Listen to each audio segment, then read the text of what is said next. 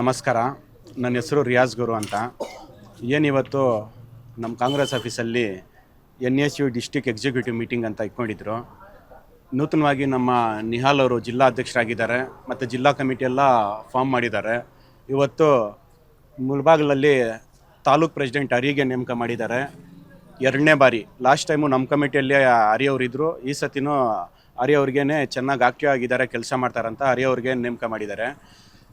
ಏನು ಇವತ್ತು ಈ ಉದ್ದೇಶ ಎಕ್ಸಿಕ್ಯೂಟಿವ್ ಮೀಟಿಂಗ್ ಮಾಡೋಕ್ಕೆ ಅಂದರೆ, ಮುಂದಿನ ದಿನಗಳಲ್ಲಿ ಏನೆಲ್ಲ ಸ್ಟೂಡೆಂಟ್ಗೆ ಏನೇನು ತೊಂದರೆಗಳಾಗ್ತಾಯಿದೆ, ಯಾವ ಥರ ಲಾಸ್ಟ್ ಟೈಮ್ ನಾವು ಛಾತ್ರಂಗಿ ಗೂಂಜ್ ಅಂತ ಪ್ರೋಗ್ರಾಮ್ಸನ್ನು ಮಾಡಿದ್ರಿ, ಇದೇ ಥರ ಮುಂದಿನ ದಿನಗಳಲ್ಲಿ ಎಲ್ಲ ಸ್ಟೂಡೆಂಟ್ ಪರವಾಗಿ NSU ಇದ್ದೇ ಇರುತ್ತೆ.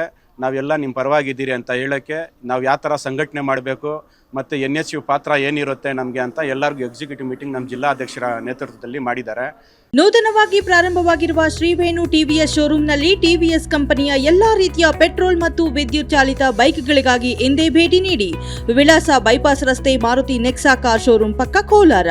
ಹೆಚ್ಚಿನ ಮಾಹಿತಿಗಾಗಿ ಸಂಪರ್ಕಿಸಿ 9986833899 ಅಥವಾ 9986933299.